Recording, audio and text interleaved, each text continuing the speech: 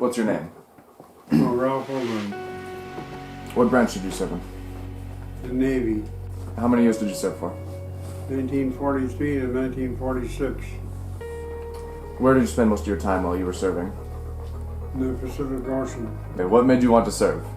What Oh. inspired you to join the Navy? The Navy seemed like a lot more romantic than the Army did. What did you really enjoy about wanting to be a sailor? I got to see a lot of the world, and as a young guy, like you guys are fully aware of, it seemed like the girls liked sailors better than they liked soldiers. What were the different areas that you went to? Well, pretty much all over the Pacific Islands. What are some tasks that you did on the ship? There was a radio operator. What did you do when you were the radio operator?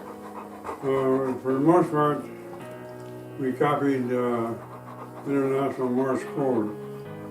The Navy had 6 main transmitting stations around the world.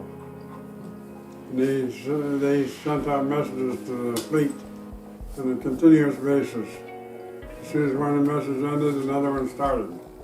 And we had to copy every one of those. So we sat behind the typewriter with earphones on.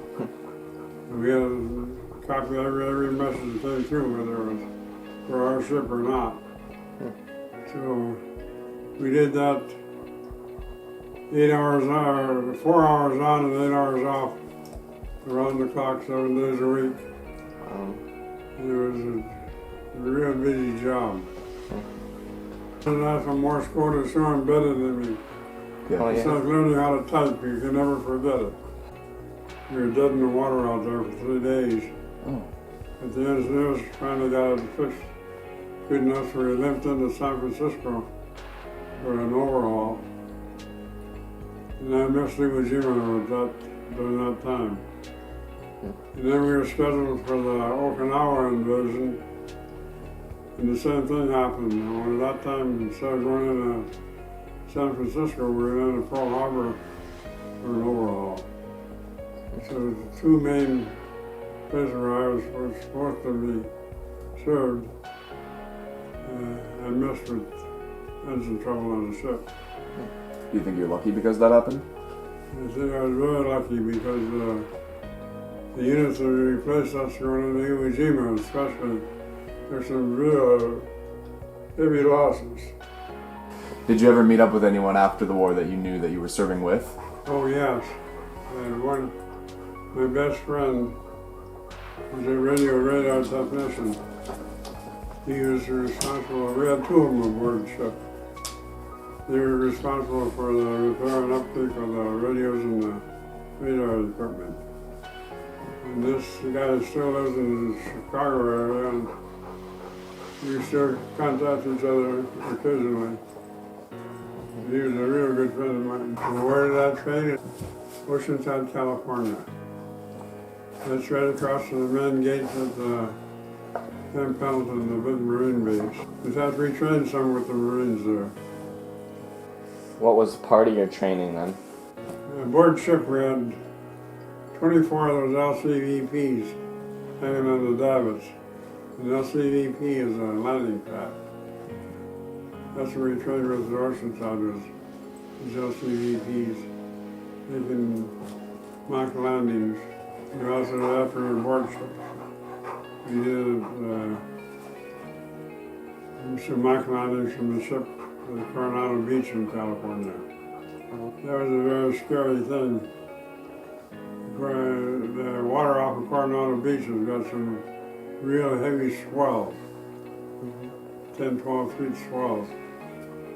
And we had to climb down over the side of the ship about 30 feet down a cargo net and step off into the LCVPs at just the right time.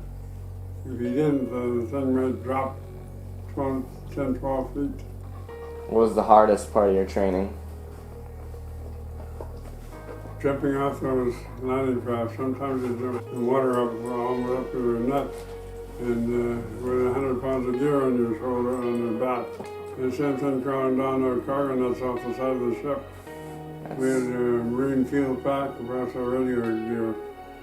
In those days, radio gear was not small like this camera is now. It was all vacuum tubes and quite large and heavy. Well, a couple of things, we had some bad water. We rode out a typhoon in the South China Sea, and that was a bad one. But an even worse one was a storm we had up in the North Pacific, just south of the Aleutian Islands.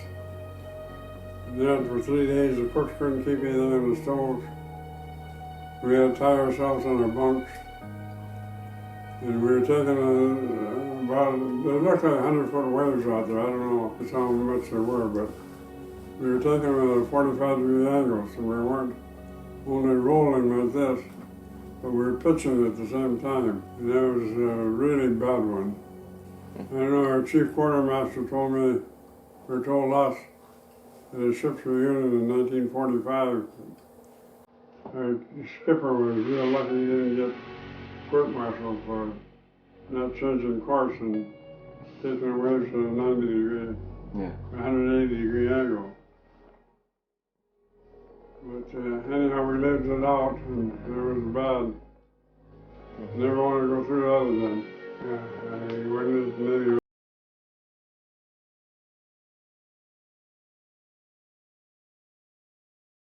Did you have friends from your high school that enlisted with you then?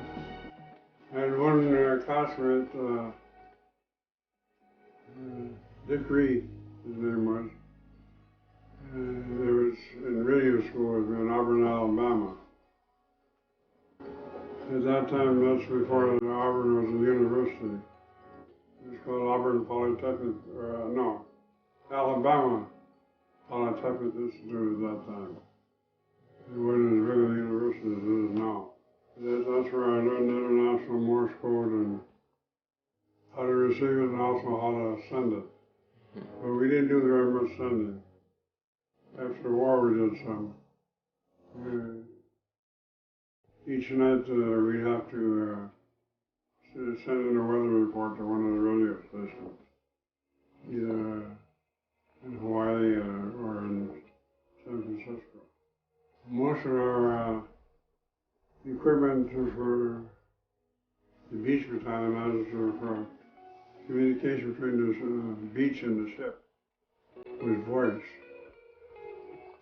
So after you were finished with service, after you got your honorable discharge, what did you do afterwards when you got back? When I first got out, my father was in the point in his life where he wanted to retire.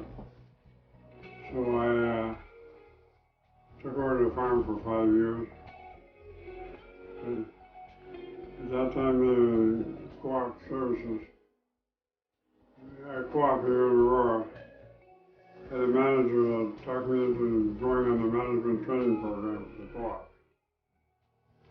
So I trained over Phelps, Wisconsin, the co-op manager there. He was my training manager. And then later I took over the co-op here in Aurora and I managed that for 25 years.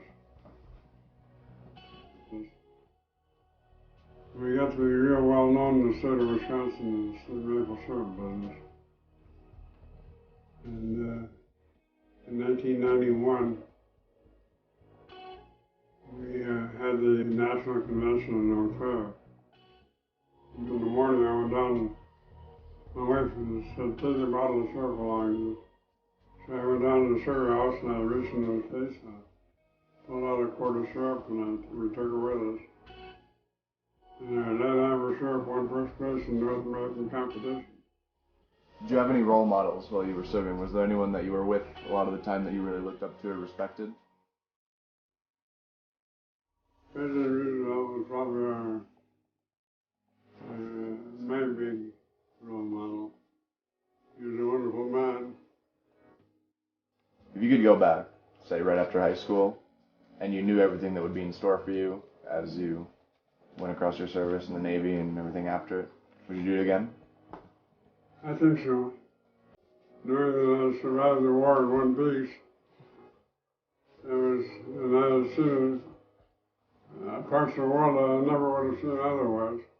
I think it was a great experience.